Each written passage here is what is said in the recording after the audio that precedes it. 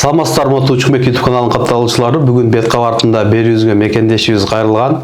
Тойдун көп чыгашасы менен аялым экөөбүз эки жолду тандадык дейт. Толук маалыматты өзүнөн алайлы.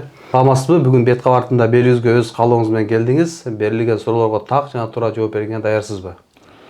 Ооба. Мен Москва шаарында 4 жыл иштеп кеткенмин. Москвага иштеп келгенде мен үй алам, үй салам, анан үйлөнөм деген максатта келип 4 жыл аябайында Каражанда карт жүрүп иштедик. Ысык суукка карабай, ачка токтолгонго карабай иштеп, болгон акчамды колумдан келишинче топтоп, аны Кыргызстанга алып барып, ата энемдин сунушу менен үйлөнүүнү макул көрүп, ата энем тапкан кызга үйлөндүм. Негизинен мен оюм боюнча тойго чыгашаны азыраак кылып, мүмкүн болушунча үй алайын деп ниет кылган элем. Ата энем биз дагы көптөгөн тойлорго барганбыз, биз дагы көптөгөн кошумча кошконбуз.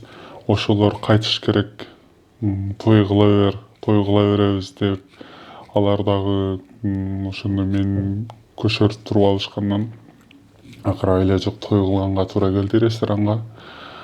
Эл катары 400-500 киши бата турган ресторанды сүйлөшүп, жарчы, ырчы, бийчилеринен бери чакырып той өткөрдүк.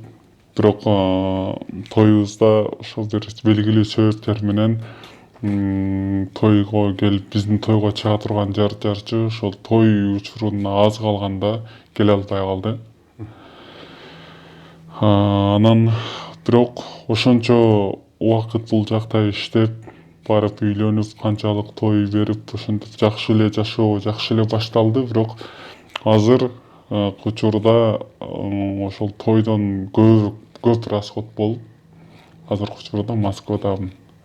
Себеби дегенде тойго жетпей калган чыгымдарды карыз алганмын, кредит алганмын. Ошолорду төлөө максатында азыр Москвада жүрөм. Эң жаман обидно жери карызды эле төлөп жүрбөй, азыр ошончо үйлөнгөм, мындай айтканда, же үйдөн жок, же аялдан жок болуп калдым да. Эмне себеп болду ошонто эки жолго түшүүңүздүн бир чоң себеби эмне деп ойлойсуз? Эмне себептен эки жолго түштүңүздөр? Сиздер Кыргызстанда эки жолго түшүп аны жака келдиңизби, же Москвада жүрүп эки жолго түштүңүздөрбү? Бул жака келгенден кийин. Негизи биз мен үйлөнө турган кыз ата энем тапкандан кийин бир айдай сүйлөштүк. Мен бул Москвадан баргандан кийин бир айдай сүйлөштүк дагы, андан кийин үйлөндүк. Ушунча болуп калды, тагдырга пешенеге жазылган кыз ушул окшойт деп эле мындай үйлөндүм да. Анан ошо жана айтып өткөндөй, ошол тоюбуздун башталарында бир саналуу сааттар калганда жарчы эжеке эмне себептен улам келбей калды.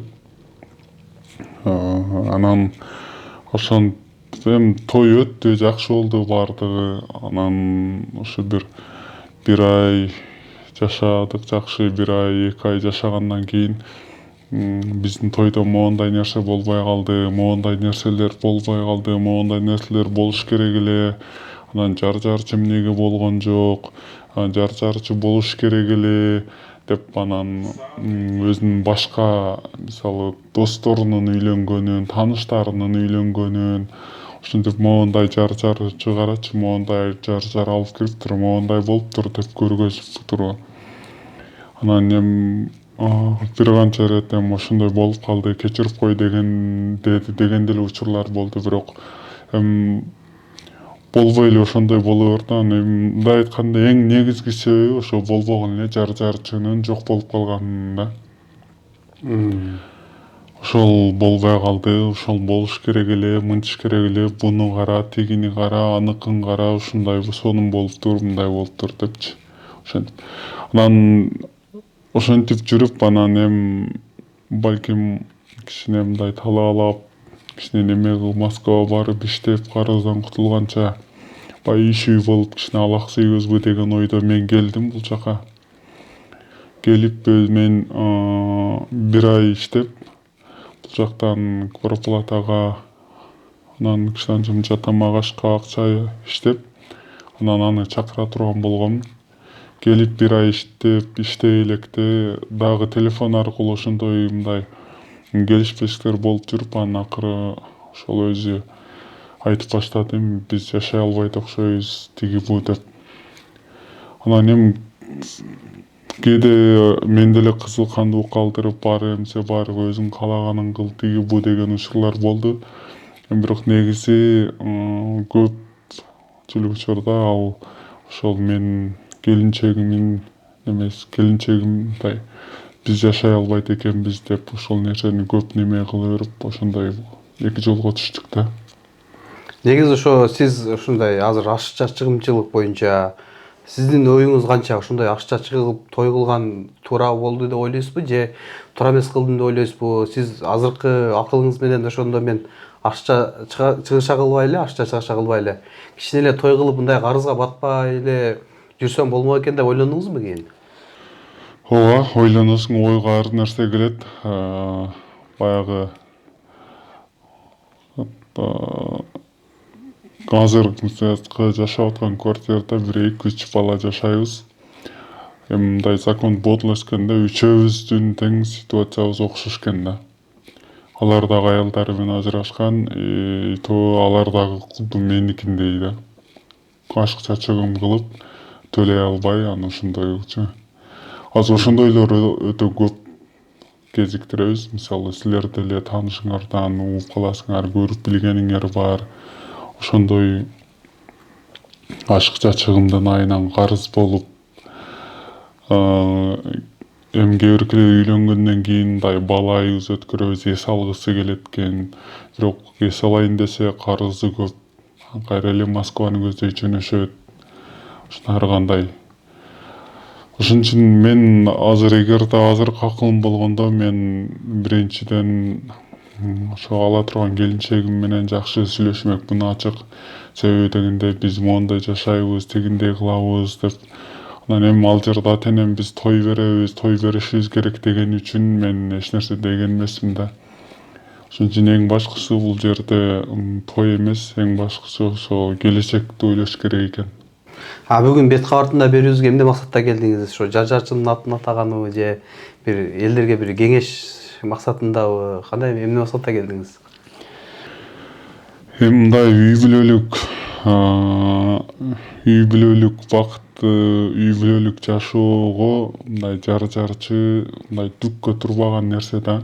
Жар-жарчы же бийчи, ошонун келбей калганынын себебинен ажыраштым да мен мисалы. Анда үй бүлөлүк жашоо, үй бүлөлүк бакытка ал нерсе түккө турбайт да. Бирок ошонун айынан ажырашып атышат да адамдарчы.